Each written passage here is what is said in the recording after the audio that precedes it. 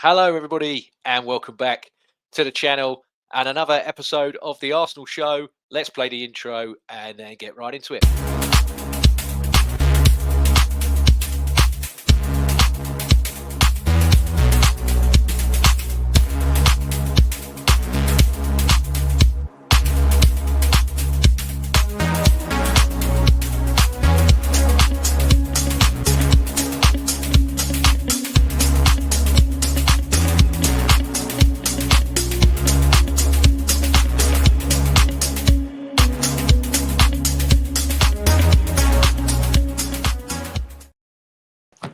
Yes, hello everybody, and welcome to another edition of the Arsenal Show. And look, there's guests. It's not just me on my own. There's people in live and living colour. As always, we have got Melvyn. Melvyn, how are you? Right, thanks. Good evening, all. It's good to see you. And we've also got Neil, most dangerous Arsenal fan alive. Shah. Oh, don't you how start. Are you? Yeah, I'm well, thank you. How are you both? All right? Yeah, fine. Yeah, I thanks. can't complain. Thanks for having me on, as always. Oh, anytime. I know when the bat signal goes up for you both, you very rarely say no. So I am very grateful that you are both here. But going into it, obviously, big week again, like most weeks now at Arsenal. Everything's a big week these days, it seems. And got the two games just quickly to mull over and then another one before heading into the big one at the weekend. But yeah, it was Brentford in the midweek, and obviously Arsenal come into that after a 3-0 win against Sunderland, and the gap in points between us and Man City sadly got reduced as Fulham just put up no fight whatsoever the night before. So we knew what we had to do when we got there, and we had to change the lineup. Mosquera come in for Saliba, who was out with an illness, and Hincapié come in for Calafiori, and then Gyökeres come in for Gabriel Jesus up front. Difficult game for the Arsenal. I mean, Brentford, they've only lost twice at home this season. And at the end, me personally, and I got a bit of flack for this on the Highbury squad, so this is the first question I'll throw to both of you guys, really. I'll go to Melvyn first and then you, Neil. For me, Melvyn, I said on the Highbury squad, on the balance of that game and the balance of the events of that game and how ropey Arsenal were, and to me, I thought it was our worst performance of the season. I said that's a point gained and not 2 dropped. A lot of people said, no, we're in a title race, so that's 2 dropped. And I went, look, for me, we should have got Gabriel sent off, and they should have buried at least 2 or 3 of the chances that they had. I thought that was a point gained. I thought, look, get out of there with a point and go into that game against Wigan and, bless yourselves that you're not coming out of this with a loss. But what about yourself? Well, I thought very fortunate to get a point, but you need luck to win titles unless you're really, really that good and no one's near you. You do need luck. Margins are so tight nowadays. And we didn't have, not that we deserved the luck on that night, but we didn't have the luck because I thought Martinelli could have done better with that last chance. Had he gone with it with his left foot and hit it straight away instead of manoeuvring his body, the goalie wouldn't have been anywhere near him. And he could and should have, in my opinion, scored. I'm not blaming we didn't win. We didn't win because for a team that's got such a great defence, close brackets, we seem to panic. Why do we panic when we've got this great defence? I'm talking about kicking the ball out anywhere. And also, you could tell they were going to score from a corner or throw-on. Why were we giving away throw-ons 2 yards from the corner flag? When we went to kick it, instead of taking our time and kicking it, give it back to their centre half. They're not going to do anything with it because then we can move out and they ain't going to get through us. No, we kick it straight out of touch every time. Panic. And we fell for it and they got the point. And we could have, last 10 minutes, apart from the Martinelli chance, there's only going to be one winner.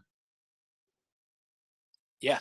And going over to you, Neil, obviously, Melvyn makes some great points there. The one thing that we knew about Brentford before this game was how good they are at free kicks and how they are at throw-ins, a bit like how we're very prominent on set pieces. And we just kept giving them to them. We were like, do you know what? Have more free kicks, have more throw-ins. It was like all the, people say that Arteta, there was a very popular member of the YouTube and the podcast and the community that was with Albert on his channel the other day, friend of mine and Melvin's and what have you, and he said that he's had a player come to him and go, look, it's difficult. We love being here, we love playing here, but he is a difficult. And he said sometimes it's paralysis by analysis, and I'm like, well, did you not drill into him? Maybe go easy on the fouls around the edge of the box and easy on the throw-ins, boys. No, I mean, I think Brentford is always going to be a tricky game anyway, away. And normally, under normal circumstances, a point away there is actually a good point. I watching the game, two things sprung to mind. Firstly, when we take the lead, we seem to have a lull, and we don't seem to kill off games as we should do as champions elect. That's the thing that infuriates me the most. When you look at the form sides or the championship winning sides of City and Liverpool in recent years, as soon as they would have killed a lot of the games that we just don't.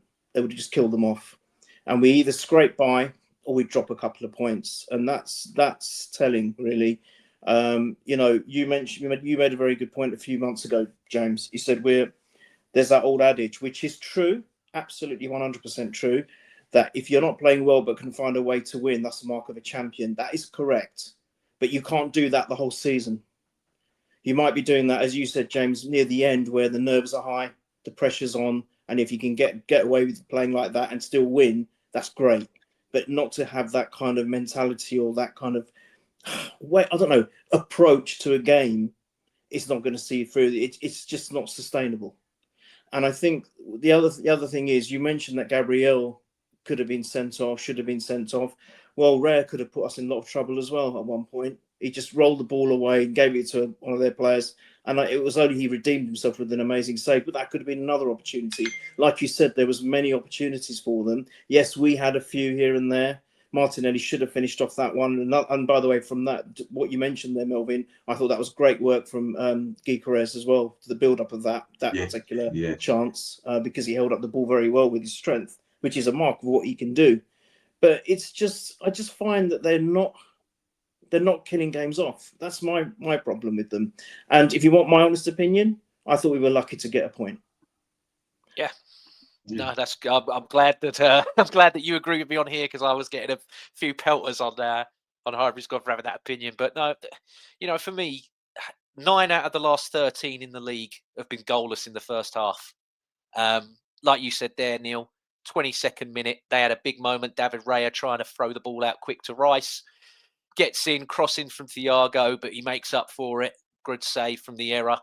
But then we didn't really create much in that first half, and neither did they. I mean, the big chance that I can remember for us was the one that Gabriel just from a corner went off his shoulder. He didn't really connect with his header properly. It come off his shoulder in the end.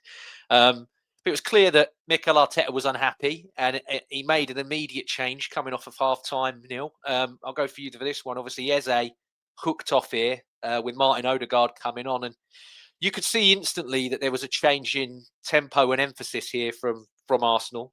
Just Odegaard being a bit more direct and helping us within that first 15 minutes of the second half. And what did you make of Eze? I mean, for me, again, it was another one. A lot of people to and fro on Highbury Squad about him. And I said, look, his progression of yard, and I know people were like, God, you and your stats.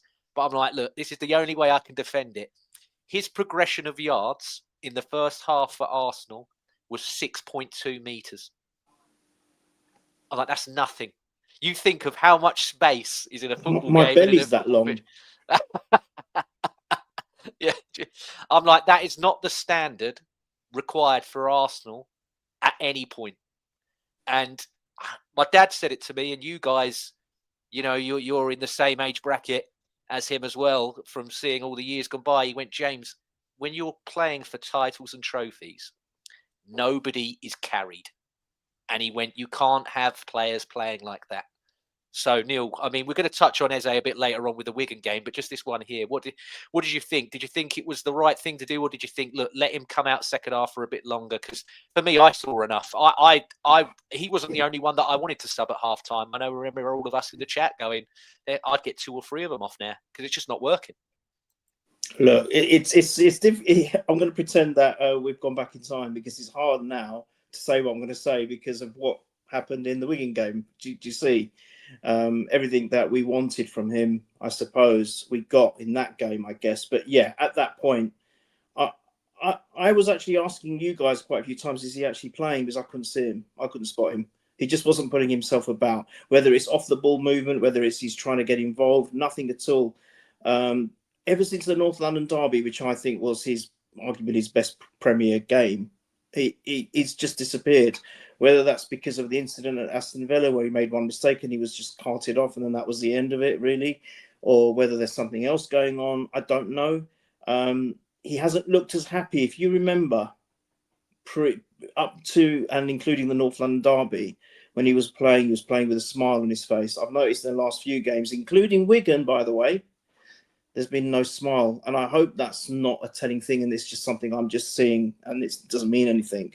But I said the same thing about Trossard a couple of seasons ago when he was a very angry man.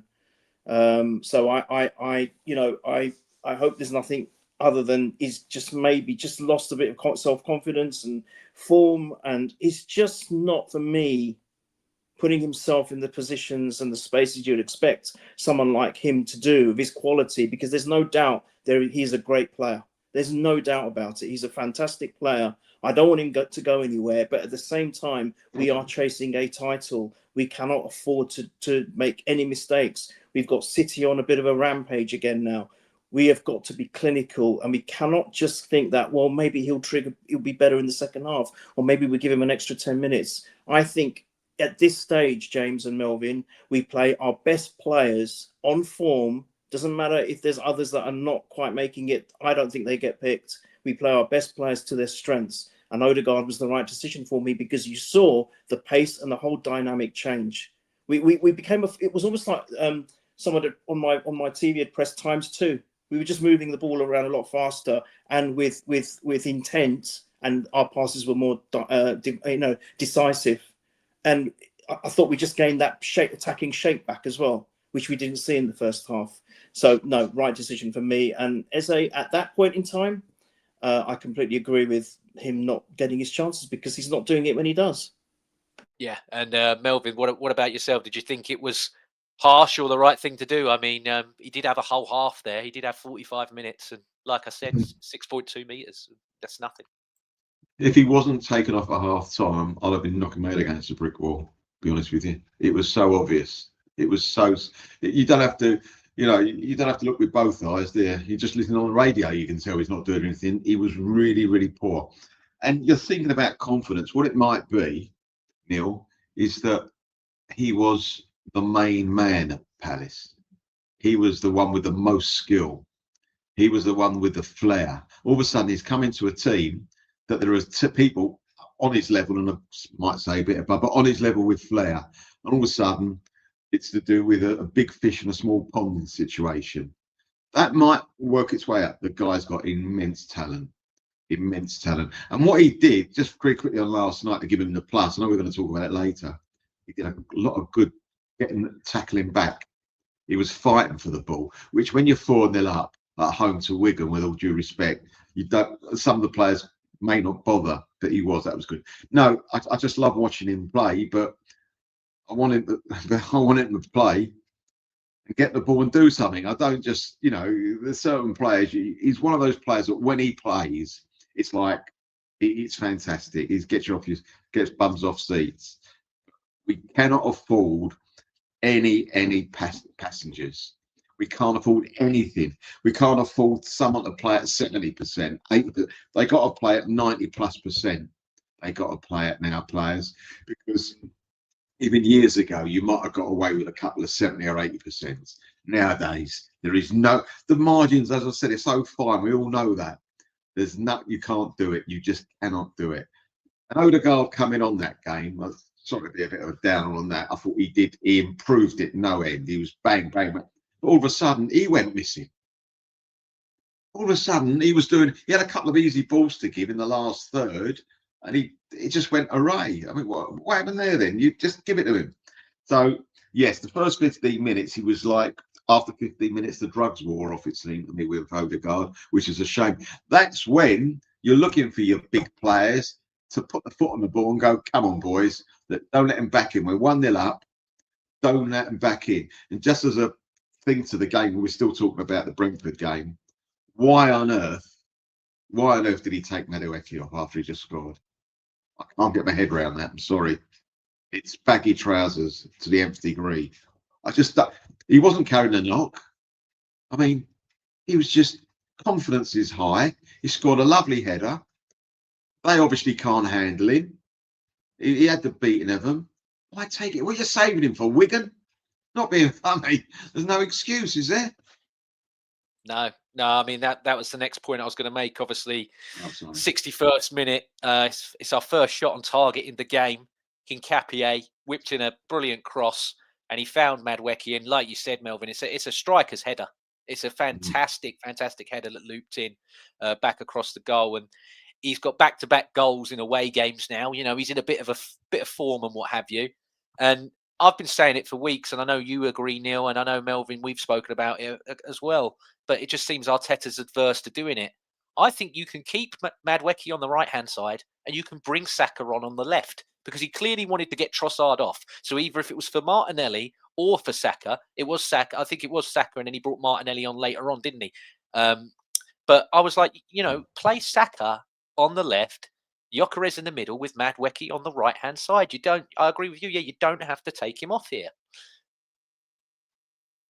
No, I sorry to jump in, but I'm still going to say it. I still think probably Martinelli is getting there, but I still think this season, if you take the season as a whole, for me, and I know a lot of people don't agree with me, but I think he's been our most exciting forward.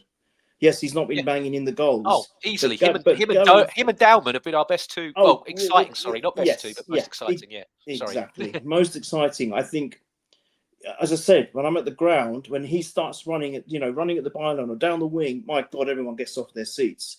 Not many players do that these days. In the olden days, I used to be off the seat all the time, but it does have that kind of energizing effect on the fans. And I think he's very exciting. He's very strong. He's very direct. And he can somehow just get past some players and still get a crossing or whatever it is. Okay, his conversions and scoring and everything else hasn't been what we might expect, but they're starting to come now. You know, two away, as you said, back to back. He scored again in the FA Cup. His confidence is going to be high, and I can't understand why. Where, let's be honest, Saka and Odegaard are both a shadow of who they were. Both of them. I'm not gonna beat around the bush. I think Saka's dropped considerably, and also Odegaard as well. Melvin's absolutely spot on. He was great for the first 15 minutes, and then he just dwindled away. And that's our captain. And that's another thing. He's our captain. I don't agree with it. I don't care if I get pelters for this. I think Gabriel or Rice should be captain, not him. And I still will say, till I'm blue in the face, if you take that captaincy away from Odegaard, it will improve him as a player.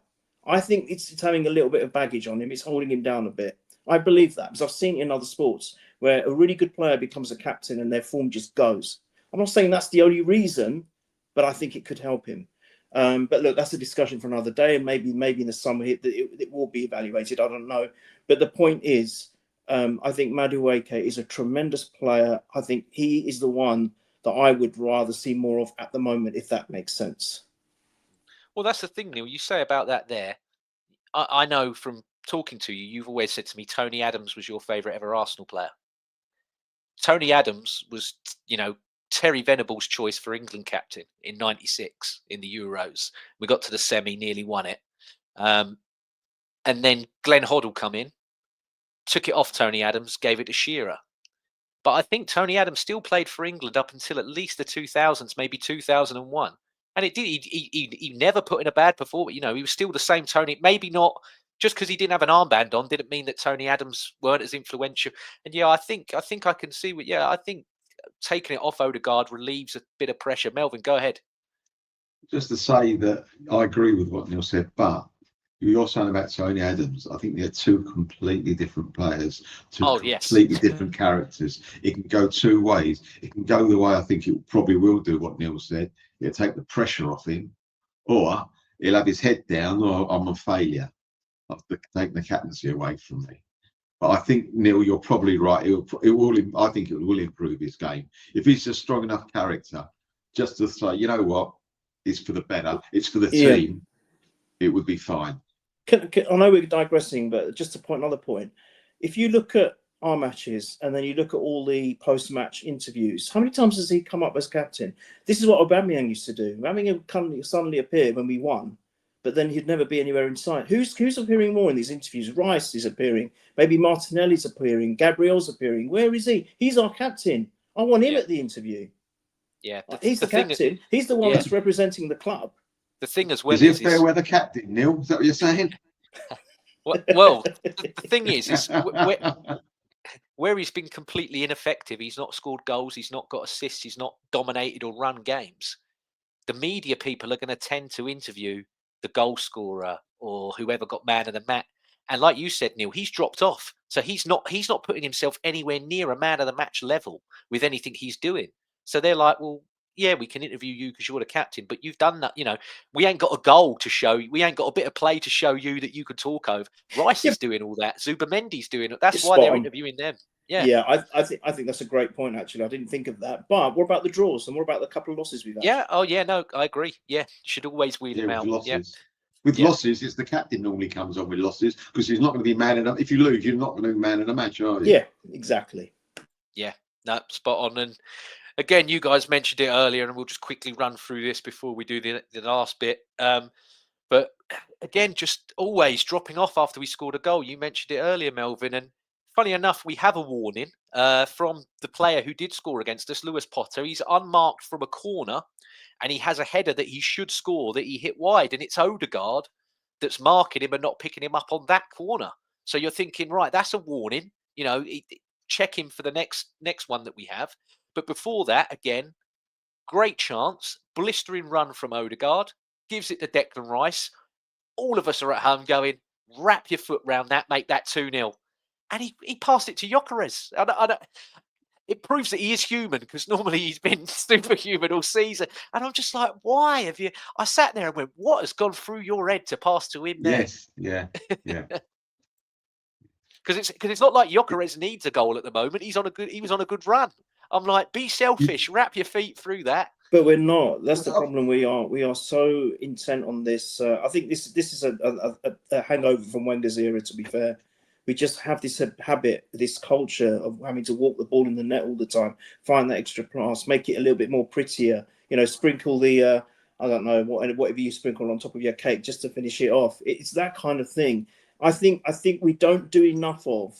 I think I mentioned it on maybe another pod. I can't remember when you were on, James. I don't know. We don't do enough of just having a shot because you never know. You could get that deflection, an own goal. I don't care how the goal goes in. We're chasing the title. I'm not interested in pretty. Just get the ball in the bloody net. Down with rain. You just want that ball to slip to anything. Yeah. You know, Melvyn probably knows players that used to do it back in the day. I remember particularly Parlour was very good at having just get your laces, just shoot, just have a shot. It doesn't matter if it's 20 yards over the bar or whatever. Just get a shot on because it kind of gives the opposition the message that we're having a go as well, rather than this 1-2, 1-2, oh, we lost the ball all the time. It's something different. It adds something, another dimension to the game. You know, Ramsey was one. He used to have a go as well. Get a player that does that a little bit. You know, we can mix it up. And there we have and ironically, it's Odegaard that's probably the best at doing it.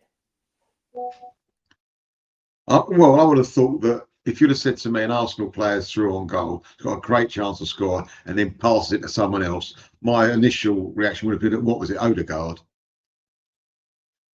Not if you and I would have gone through all the players. Oh, was it him? Was it him? You know, my last one would have been Rice. My last ever one. Yep. Yeah. No, some buts. That's why it's so close, this title. Yeah. It's fine margins, like we said. That's what it is, I'm afraid. Definitely. And sadly, when you muck around with your dinner, Brentford eventually get the equaliser. It's a long throw that we all talked about, and it's Lewis Potter again. The same player that I mentioned beforehand, and it gets flicked on from Van der Berg, and then he makes it 1-1. And like you said there, Neil, earlier about Saka and Odegaard dropping off, Saka's too lazy in the build-up and gives the throw away, and then Odegaard in the box for me. I know he got hurt and everything. I thought he's staying on the ground there because he's embarrassed, because he knows I was like, you're laying on the floor there for as much as you can. He didn't want it. He did not No, want it. exactly. And I know after the game he was limping back onto the bus and everything, and he missed the game against Wigan with an injury. But I went, you're trying to save face as well, because you knew you. Excuse me, who's our captain? Who's our captain? Exactly. Right. Now, sorry. Both things can be correct at the same time. He could have been injured and he could have bottled it. Both things could be true, and I think they were possibly both true. But I was thinking as well, do you think our goalkeeper should have been a bit more proactive in their throw-ons? Like, come off the line a bit. Yeah, they done pressure on them. They done to us what we've done to other teams, Melvyn. That Vandenberg used to play for Liverpool. He's a big lump. He's a massive. I mean, most of their teams are massive geezers. Most of them. That's why they go direct like this, because they're going to score goals from them, because they're bigger than everybody else. But you know how we have Gabriel sometimes, or Saliba, or Ben White, or what have you, and they're sort of like, they're not holding, but you know, like in American football, where it's like block the other runners, and then Gabriel will just come from out of nowhere, smash, and you're like, oh, for God's sake, how did he get through? We can't complain then. We can't complain. No, exactly. But that was the thing. I was just like, you, Raya, have been in that club, in that system, so you must know what that setup's going to be like before it happens. Because there were times for me where Zubimendi, and I know he's got a very good leap in the air, and so's Timber, but I'm like, why are you putting the small ones on these big giant? I was like, at times I was like, Zubimendi should not be trying to grapple this guy in the box, because it ain't going to happen. It was like, there's David versus Goliath, and then there's this. I was like, this is bigger than David versus Goliath. Do you know what? I think, just as a summary, I know you're probably not there yet, but I just want to say, for me, I got in the impression that they were nervous, and they were almost a little bit fearful, our players. I really believe that. I think maybe the pressure had got to them. They knew that there was a chance to extend the gap or restore it to 6 points. It could so easily have been 9 if Liverpool had done what they should have done, and they didn't. But we can't worry about what other teams are doing. We've got to worry about us and focus on us. And I sometimes got the feeling that this isn't the team. This isn't the team that, for me, has changed drastically in respect to this one thing. Whereas before we were quite small, and I'm not saying we were weak, or no athlete at that level is weak, but we were very easily bullied off the ball. And these last 2 or 3 seasons, we have got these big lumps in now ourselves. And like I say, it's almost like we are now the bullies. The bullied have now become the bullies. And I felt that I didn't see that against Brentford. I felt that they were the ones dictating the physicality of the game. And we were almost going into our shell a little bit. I could be wrong, but that's how I saw it. And I think this is the point I made earlier about, we got that goal then we didn't capitalise on it. We should have become even stronger in our mindset. And almost like that makes a lot of difference. Just that mentality makes so much difference to someone in terms of what their physical output is going to be. And we just held back again. Michael goes on about it over and over again. We score a goal and we just sit back. It's almost as if, our job's done. No, it's not. You've got to kill games. Does that come from the players on the pitch, or does it come from the management? Because I tell you, the worst one we've done all season, the worst one, in my opinion, that really hurt me more than the Brentford one, it was horrible to watch, was Sunderland away. They were the big team. No one could get near them at their place. We're 1-0 down. Second half, we come out all guns blazing. We tore them one. We're 2-1 up. You can see their heads are down. So what do? We retreat 30 yards and say, come on, try and score. That is the worst one out of the lot. You're on mute, Neil. Neil, you're on mute, mate. No, I don't want to interrupt you. I'm saying, yes, you're absolutely spot on. Sorry. That was the worst. Yeah, and I mean, nothing really transpired after that until we got to injury time, and that just become pure chaos. Like Arteta said, obviously Thiago has 2 great chances. The first one, Mosquera goes from being a 0 to an absolute hero within seconds. It's one of the best recoveries. What a block. Yeah. I just was like, do you know what? Credit to you, pal, because the minute he nutmegged him, I thought, game over. Because This is next to Haaland, and I mean, if you go by the statistics of the strike rates and the games per goal and whatever, he's actually got a better rate than Haaland. He's just got less goals. But yeah, and that was just unbelievable from him. It was like you said, such a good recovery and a block there.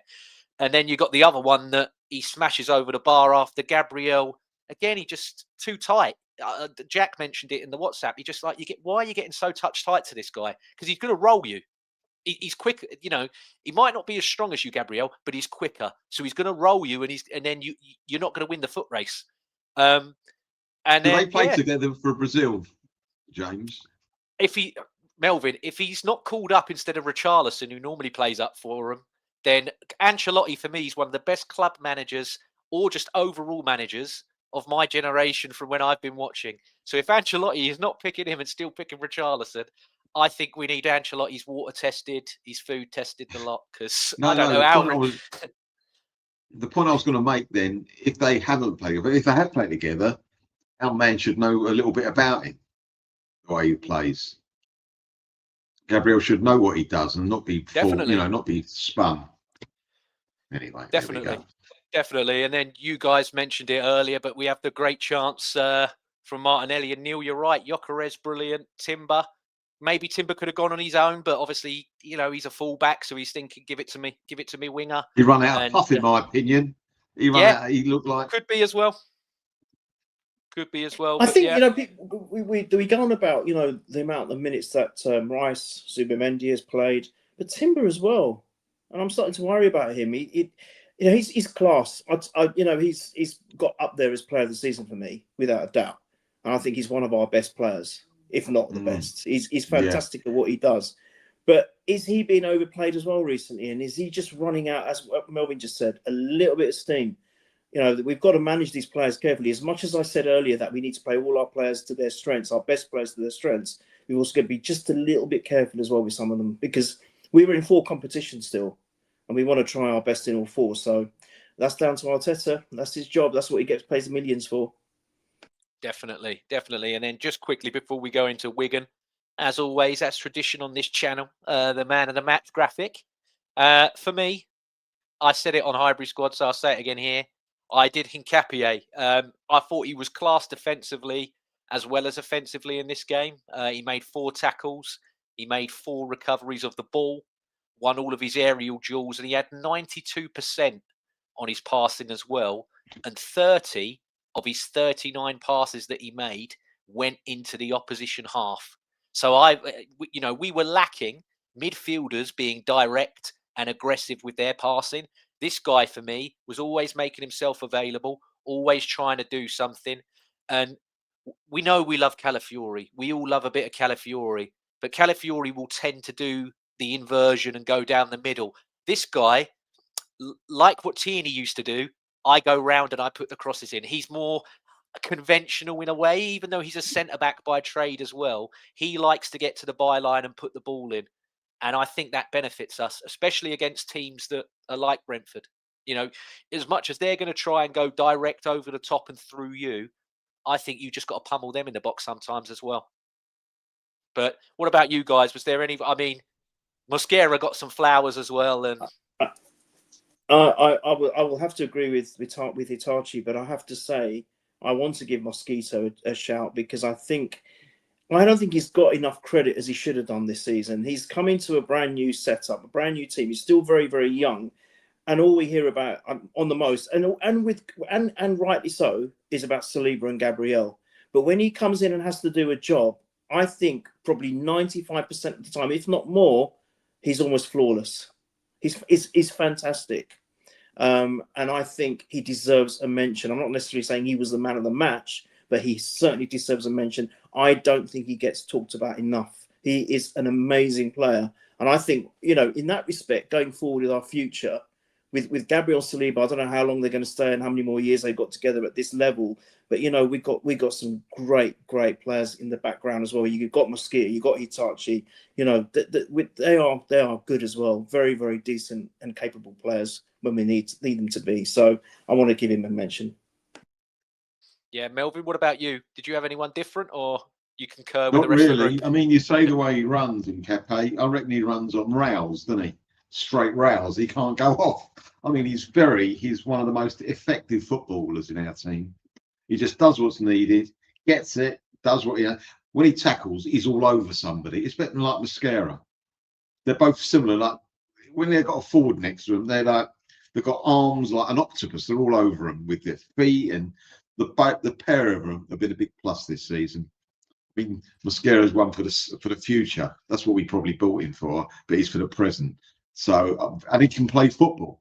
The geese can pass the ball, and he's got more confidence in giving a long ball than say. I'm not saying he's better than Saliba, but I'm saying he's more confident in hitting a long ball to a forward rather than Saliba does. Saliba likes the old pretty 1, 2, 3, and that slows us up a little bit. Again, I'm not having to go at him. I love Saliba, but I'm just saying the difference in the way they play. No, it's good defensively. That looks fantastic. Yeah, great. Yeah, and like against Inter Milan, they have got two of the most prominent strikers in the world, and he had to come out the cold and play against them two, and then he stepped in against Iago, who, like we said, is the next. So yeah, big credit to him, and credit to Madueke as well for getting the goal. Like I said earlier, it was a really nice goal. But yeah, next one, obviously Wigan at home. We come into that one. 8 changes to the lineup: Kepa, Ben White, Saliba, Lewis Skelly, Norgard, Saka and Martinelli, and Jesus all come in. Sadly, Lewis Skelly, we all got excited thinking, oh, he's at midfield. This is going to be great. And then Calafiori gets hurt during the warm-up. But Saka got moved into midfield, which was quite exciting as well in a way. Melvyn, what did you make of that one? I don't know if you recall, about 93 years ago, but I did say that when Saka wasn't playing particularly well, I think it might have been on this show here, that for me, he looks bored playing on the wing, and I like to see him move inside because he'll have more space, and they won't be able to bring him down so much because if he gets near the box, then he's going to be doubly dangerous. They can't do what they do to him on the wing when they give away a foul. Worst thing is a free kick. All right, I think it's terrific that he played in the middle. Perhaps it might put a light bulb in Arteta's head that, you know what, instead of playing Saka left wing, you can play Martinelli on one. What's his name? The guy Madueke on the right, and have Saka play, all three playing. That would be terrific. You know, play anyone. I'll play centre forward, probably score. But that would be great because I think he'd be so more effective because he's not effective what he's doing at the moment, has he? I mean, he's not scoring the goals.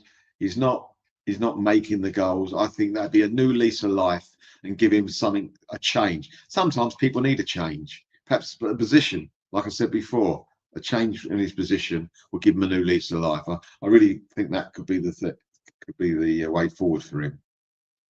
Yeah, and Neil obviously pretty much won this game in the first half. First Premier League side to score 4 goals in the opening 30 minutes of an FA Cup game.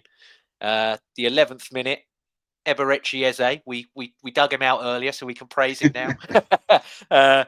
It's a killer long through ball, which is his trademark into Noni Madueke, and it was a lovely finish, weren't it? Henry-esque side foot into the bottom of the net, if I'm allowed to call it that, from Madueke. I was happy for both players. I'm like, look, Eze needed to contribute, and Madueke keeps chipping in, so I was happy for both. Absolutely, 100%. Oh my God! So now we can talk about Eze in a very different light. It's like not the same player. This is the Eze of North London derby for me. Just everywhere, you know, very, very almost like I'm the potent force. I remember saying a few times when Partey was on form and absolutely dominant, he was one of the best players in that position, and he almost controlled the whole engine and the whole of the middle of the pitch. And I just felt that Eze was everywhere against Wigan. He was putting himself about everywhere. His awareness was so much better visually, or what he wanted to do with his passes. Everything was on point. It was incisive. It was decisive, full of intent. And I just felt that he was a different person to what I've been seeing over the last few months. It's just incredible, or at least since the North London derby. And that was one hell of a pass because he's almost got, because I think it wasn't Saka. There was 2 players that he could have aimed for, but he saw that. And I don't think at that point Madueke had started his run, but he anticipated it, and that's what I loved about it. It was the anticipation and the awareness of where Madueke is going to go. It reminded me a little bit of Bergkamp used to do. Bergkamp used to know the pass before the other player did himself. They used to say that about him. He knew what we were going to do before we did. It's so amazing, and I thought that was just such a lovely pinpoint pass. But look, credit to Madueke as well, because that is one hell of a finish, as you said, James. It was a really lovely finish. Nothing the goalkeeper could have done about it. And to be honest, nothing the defence could have done about that either, the build-up. It was brilliant. And I while I was there, the guy next to me, I was saying, this is so good. I'm so happy for Eze. You know, this is the best I've seen him play since the North London derby. He goes, yeah, but it's only Wigan. I said, mate, it doesn't matter who it is. Yeah, it's not his fault that it's Wigan. It's still 11 professional footballers on a pitch because they're still professionals. And at the end of the day, he's still got to put himself in a position off the ball, on the ball. He's still got to do what he's got to do. He can't help who's in front of him. And I thought he was tremendous on that day. So great goal, great assist, 1-0, brilliant. Yeah, and what I liked as well, Neil, and Mike mentioned it, shout out Mike and Arsenal Above All, they're going to be on in a little while, so shout out to them. Eze, before the players went and got on to Madueke to celebrate with him, they all bundled Eze, didn't they, for the assist? And what I like about that is that that's a real collective and supportive environment within that squad and that team. And that's a credit, you know, we've said a lot there in the previous game about Mikel. I think that's a credit to Mikel and the others who've amassed this squad.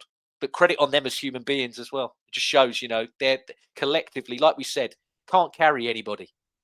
So anytime you can contribute, that's massive. That. Especially when, you know, your form's in a bit of a downer. But Melvyn, I'll come to you first on this one. 8 minutes later, Eze finds Gabriel Martinelli, who finishes clinically for his 4th goal in the FA Cup of the season. Shows he has got a left foot after thinking we didn't have one the other night. Yeah. And he's the first Arsenal player to score 10 plus in the Cup/Europe for Arsenal in a single season since Ian Wright in 1994-95. Wow. Amazing. No, but Martinelli's hot or cold, isn't he? That's the thing. You know, after 10 minutes, what type of game he's going to have. When he doesn't take on the fullback after a quarter of an hour, you think, hold on, no, he don't. Not that he doesn't fancy. He just, for some reason, it ain't going to happen for him. Other times, he's absolutely fantastic. Away to we won 4-0 away to Leeds. That one where he skipped near the corner flag. That was superb. I know they had to go at the defender for diving in, but he still had to get there. Have the guts to try for it, got it, cut inside and centre it. No, yeah, he's very. We thought a couple of years ago he was going to be world class, Martinelli, and he's actually dropped off a little bit. It was a shame. If we had the Martinelli of 2-3 years ago, we'd be in a much better position with goals and everything else. So anyway, it's the way it is. It was, yes, it was only Wigan. But it's still, he might get the, listen, they were smiling the after. I haven't seen them smiling after that Brentford game, they weren't smiling. It's got to get the smiles back. Now start momentum. We've got 2 enormous games coming up. Obviously, the Wolves won. There's no point ever coming on and going, well, the reason we didn't win was that shouldn't happen. It's with all due respect, it's Wolves away. If you've got any chance of thinking about anything, to win anything, you've got to beat Wolves away where they are at the moment. Then it's the big one. You know, they might have another 3 managers by the time we play them, but you know, whoever the manager is, you know, we still got to do it. Yeah. Can I just chime in quickly? Something that you said, James, which really it reminded me of something you said a couple of weeks ago, maybe, when you talked about the way the camaraderie and the players themselves with their own hearts to go up and really give Eze the kudos of what he's done. It reminded me of when Gyökeres scored, and I'm doing his name deliberately wrong before anyone has a go at me, when he scored. And then, was it after the game when Jesus and Kai, they were all together celebrating? It's almost like the forwards union, the little union that they've got, supporting each other. It just reminded me of that. It's amazing. So at least they're very good positives that we've got in the club, and long may it continue. Yeah. Yeah, no, 100%. And then 5 minutes after that, we have the third, and Saka, who, again, we talked about him in the midfield here. He's absolutely really influential, especially in that opening half. And he caused havoc with Madueke and Ben White on that right-hand side. And it led to Hunt from Wigan scoring an own goal, headed into his net. Really well taken cushion header. If he was, if he'd done that at the other end, he'd have been proud of that. But yeah, 6 minutes after that, Arsenal scored the fourth, and it's possibly the best of the lot. Gabriel Jesus latched onto a perfect long ball over the top. And just this week, I saw some old clips from some programs that I used to watch when I was a kid. And one of the ones I used to enjoy was a program called Dead Ringers. And it had John Coleshaw, who used to do a lot of the impressions. But Neil, I know you really like this guy. What did you make of Christian Norgard with his Perlo impression here, with the pass, and then the I wonder where finish? that was going. Yeah. I mean, Ian Wright just this week on the overlap said nobody lobs keepers anymore. Who dinks keepers? I miss people dinking keepers, and he only had to wait till yesterday, and he found it. The goalkeeper for Wigan, the lob was superb, but what about like I said, the Perlo-esque Christian Norgard? Well, let me because I'm so happy for Norgard, whatever I call him, Noggart. But I just want to firstly touch on the finish. That's brilliant. That is brilliant. To be honest, how dare we score 4 goals from an open play for starters? How dare we? What the hell are we doing? That's disgusting. So I think we need to get reprimanded for that alone anyway within the club. So Arteta, make sure you do your thing. Get us back to set pieces and own goals, all right, mate? So that's that. The finish, I mean, I thought, of the own goal is the own goal, but the 3 finishes, I thought they were all great, by the way. All 3 of them were great. I think in terms of technique, Jesus' one was the best. But actually, I thought the hardest one of the 3 probably was Martinelli's because he had the most pressure on him. So all credit to all 3. But let me talk about Noggart. Oh my God! It wasn't just that pass. He done one a bit earlier as well, which then I can't remember who had it. Was it Martinelli had a chance, and then Jesus tried to follow it up. That was pinpoint as well. And wasn't he involved in the second goal as well? It was like the pre-assist. I think it might have been the second goal. So he was about all game, and I love this guy. I don't think he gets enough minutes. I mean, begging for more minutes for him. I think he's strong, he's smart, and he's aware. And he's very forward-thinking, and he's very progressive, and he's quick in the sense of getting the ball forward. And he's direct. He's incisive. I keep using those words, but for me, in this particular game, they hold true. And that pass was just sublime. I don't think Jesus could have put it better with his hands if he wanted to. And it was a great touch from Jesus, and then for him to then put the ball in the net with that chip. Brilliant. But Noggart deserves so much credit for the game. For me, if you want to ask me, I'm not going to go ahead because I don't want to steal your thunder, but he was sensational for me. And I hope, please, Arteta, I'm begging you, this guy deserves more minutes. When you need to give certain players a rest, your levels are not going to drop significantly if you play this man. He's tremendous. Yeah, and Melvyn, just quickly for you on the 4th one, anything you want to add? No, not at all. No, brilliant. Norgard, I thought he played well all game. He was playing like a quarterback, wasn't he? Really, spraying those passes around. I mean, really, he's got some attributes playing that position that Zubamendi hasn't got. He's stronger. And you picked in it, Neil. He's much quicker in getting the ball forward. I think that's what we lack sometimes. So he would be a fantastic foil to, well, not foil, he'd play instead of playing Zubamendi sometimes. In certain games, I would be more than happy to play him.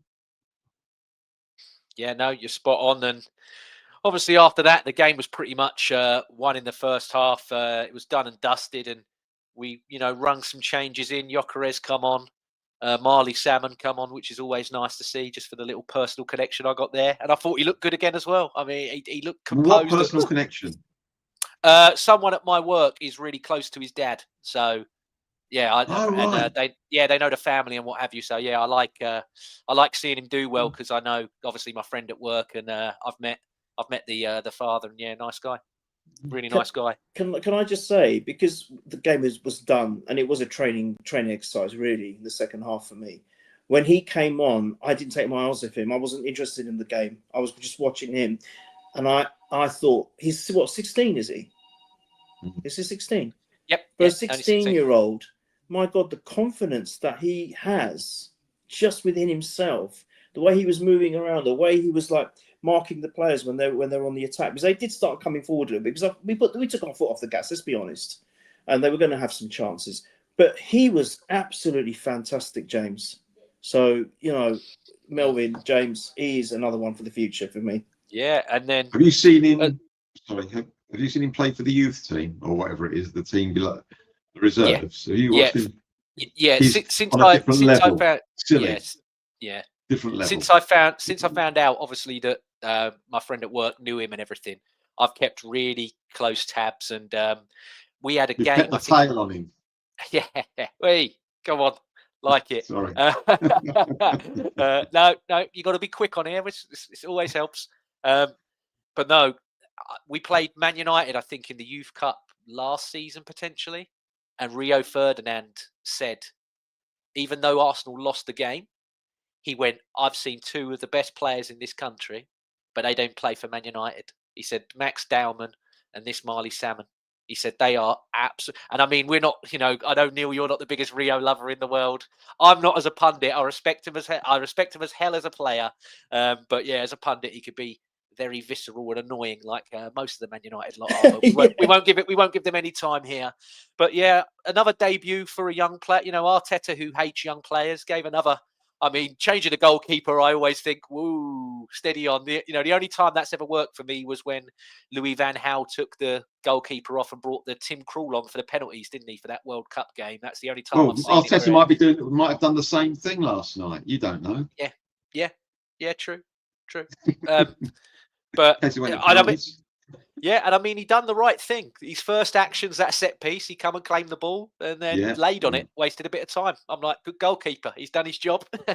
And again, there as well, there was a lovely moment where Kepa, when he was coming off, embraced it and was just like, look, go out there and have this, enjoy yourself. And he's, clean sheet on his debut. He can't moan. Like that. just to wrap this one up as well, like we do. Got the man of the match for this one, and I know, Neil, you said don't steal my thunder, but you can come in a sec. It's got to be this guy, innit? It's got to be Christian Norgard. That's amazing. Absolutely immense for me. Got an assist, 89% on his passing, 2 interceptions, 2 clearances, 6 recoveries of the ball.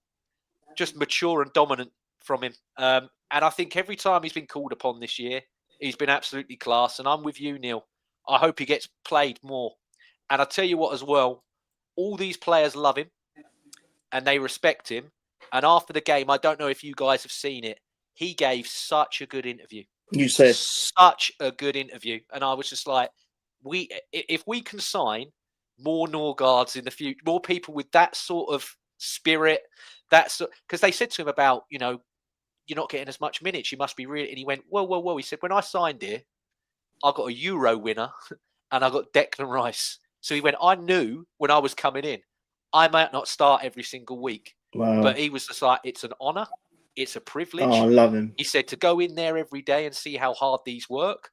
And I mean, Trossard earlier in the week had an interview and they said, who's the hardest worker? Who's the hardest trainer? Yeah. And he said, Norgard sets the benchmark for everybody in that team. Wow. He's like, he's first in, he's last out. He's like arm around them if they need it. And he said he's making all the young players better.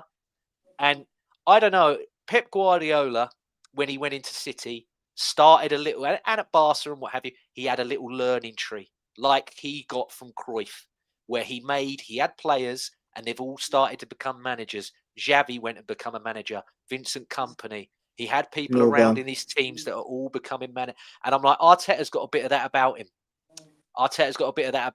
Oxlade-Chamberlain, okay, he signed for Celtic, but he was doing his coaching badges. And Hines and him have both said, when he's finished as a player, he's coming straight back in here with us because what he gave to that academy was vital.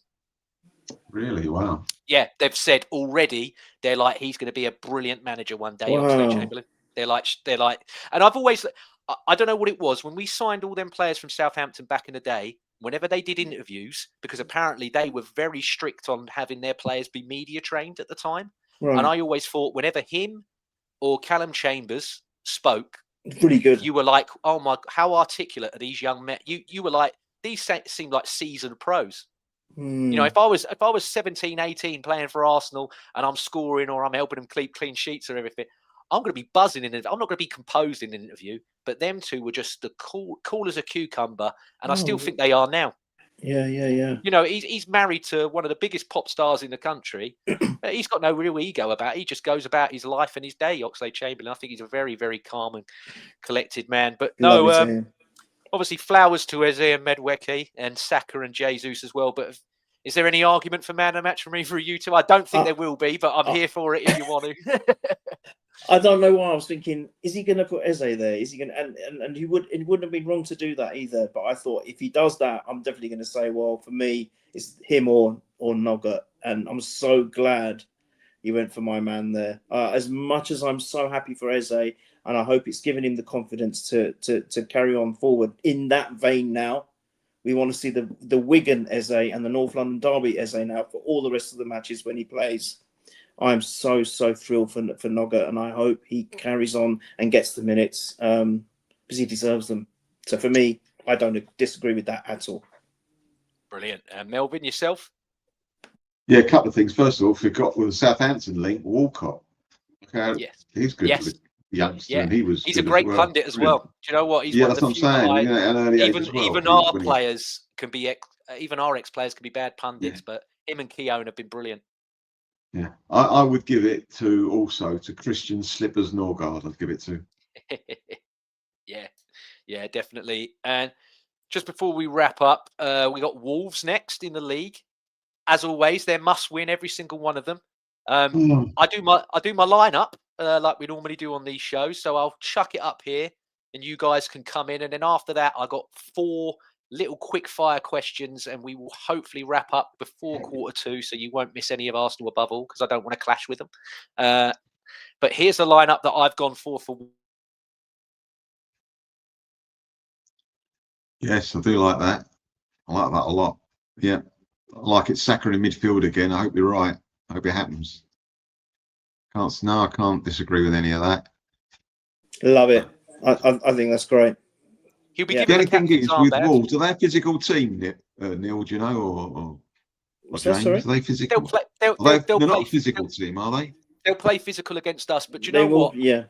Madueke, Martinelli, and Gyökeres played up front together. I can't remember the game. I'm really sorry, and it didn't work. But I'm like, now for me, Neil, and you made a great point earlier where you said at this time play everybody that's on form, and I'm like, them 3 for me are our best 3 forwards at the moment. Yeah, so that's 100%. why I want to see them. And I want to see as much as Eze got 2 assists at the weekend, I wouldn't begrudge him going, you know what, Eze, you're going left.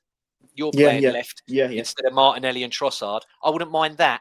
But I'm like, please keep Saka. Even if Odegaard is fit, please keep Saka. Because 100%. if you put Saka ahead of Madueke now, after he's been banging goals in, he's your most informed forward for goals and assists in recent weeks. Yeah. That's a piss take, in my opinion. I'm like, leave Madueke in there. Leave him alone and leave him where he is. I'll be fuming if he's not playing. I'll be absolutely fuming. He's a starter. When we first signed him, he was never going to be a starter. But one point, why I asked are they physical? Because perhaps this is the game when you put Norgard instead of Zubamendi in the midfield, if they're a physical team. I wouldn't begrudge it. No, neither me. I agree with that. Can I just say, James, are you starting to do what I do with the nicknames? Because I like the one you've done with Timber, called him Timer. Have I? Oh, I have as well. Oh, I thought it was deliberate. no! I thought it was deliberate. Oh, I don't want to name and shame. I thought that's deliberate. I like it. Well, I always said that I put the sex in dyslexia, so there you go. Bless you. But yeah, just quickly, the quick fire one. We got 10 minutes before they go live, so by all means, I'll go to you first, Neil. Oh, do you know what? I've messed up again. It's only 3 questions, not 4. That's even better. Oh no! Pick a number between 1 and 1 and 3 Oh, nil. don't Go you ahead. start doing. No, I'm not doing a deal or no deal. I'm not that cool. Oh, But God. pick a number between 1 and 3 nil. Go ahead, my Well, friend. I love what Mosquito did, so I'm going 3.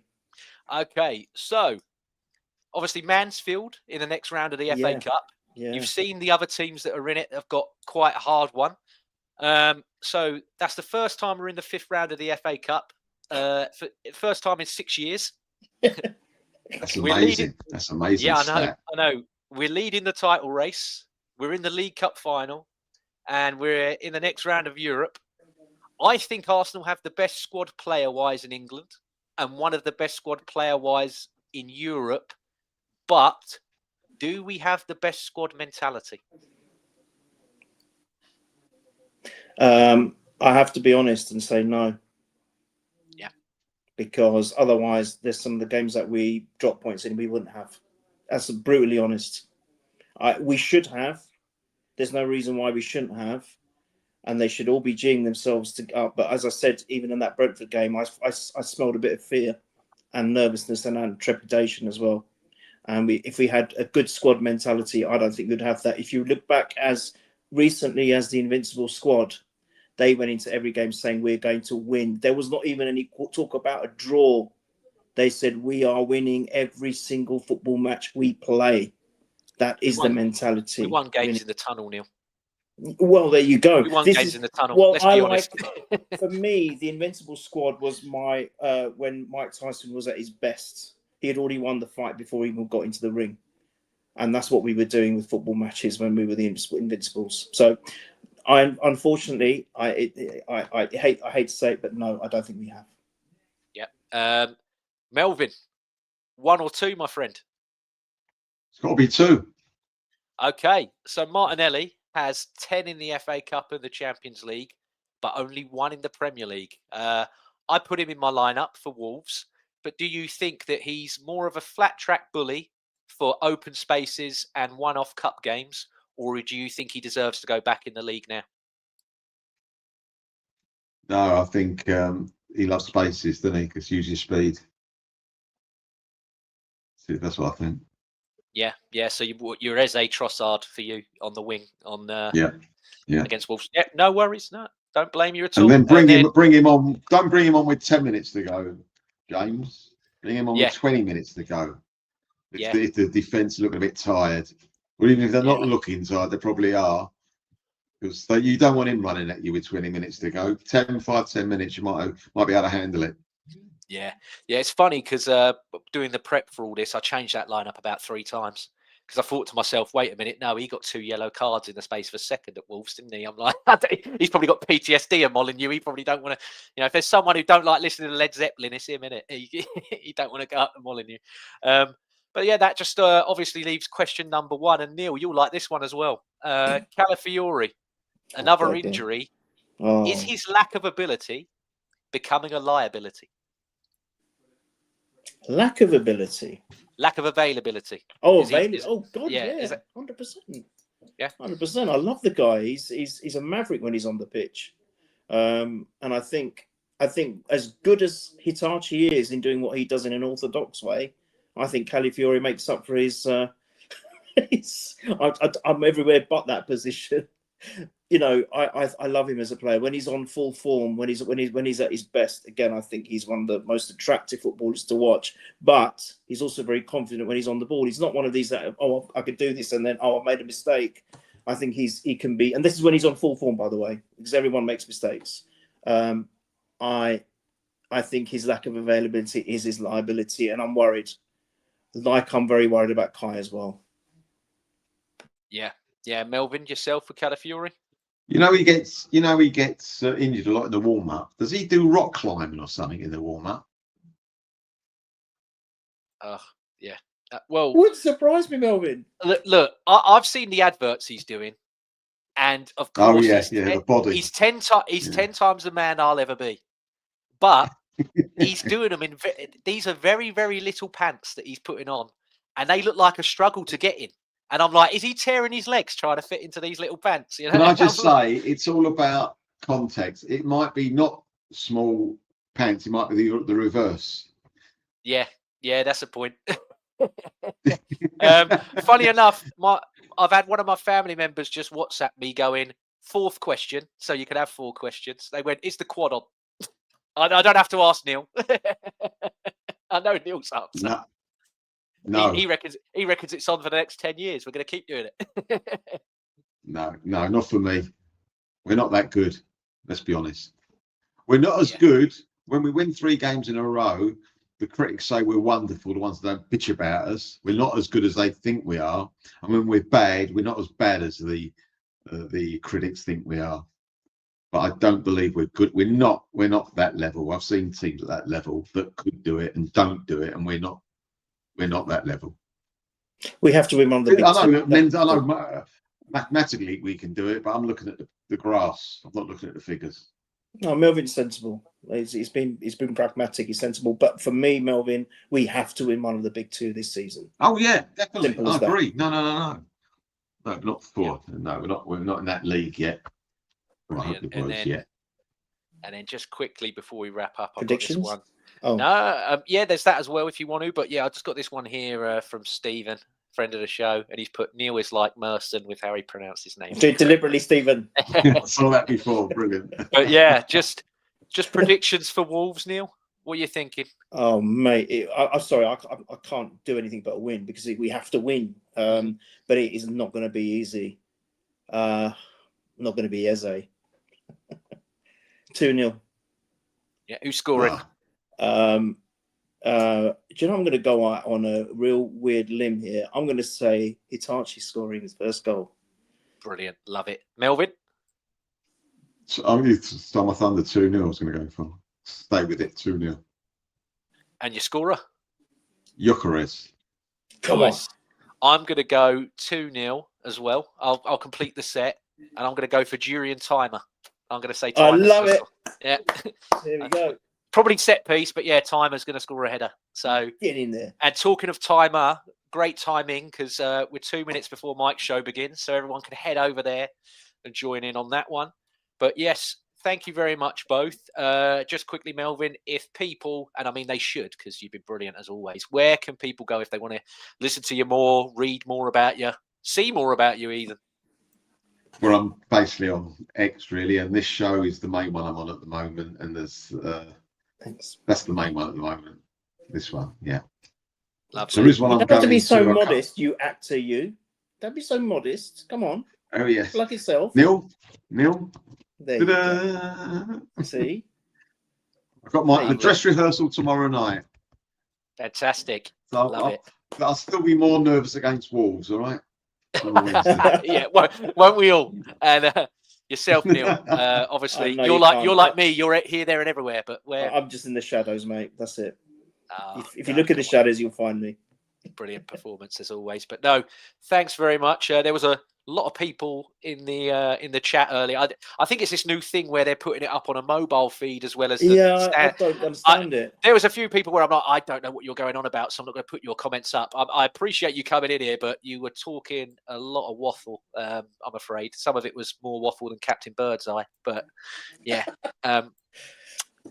Oh, there you go. You got another podcast lined up with Steve. He does the theatre and what have you podcast, don't he? Oh, so, brilliant, Melvin! Look at that. There you go, Melvin. Oh, yeah, you got a guest. Yeah, there you are. You got another one lined up. I've got to buy some more makeup because it's all coming off. Showing me age, you know. Brilliant. But no, thank you so much, everybody. Take care, and thanks again, you two, for coming on. And yeah. Big win on Wednesday, and then hopefully we can get back before the derby. That would be fun, wouldn't it?